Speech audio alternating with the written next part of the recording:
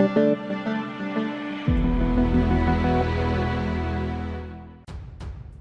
to hard reset Oppo Find X2. Step 1. At first switch on the mobile by holding the power button for a couple of seconds.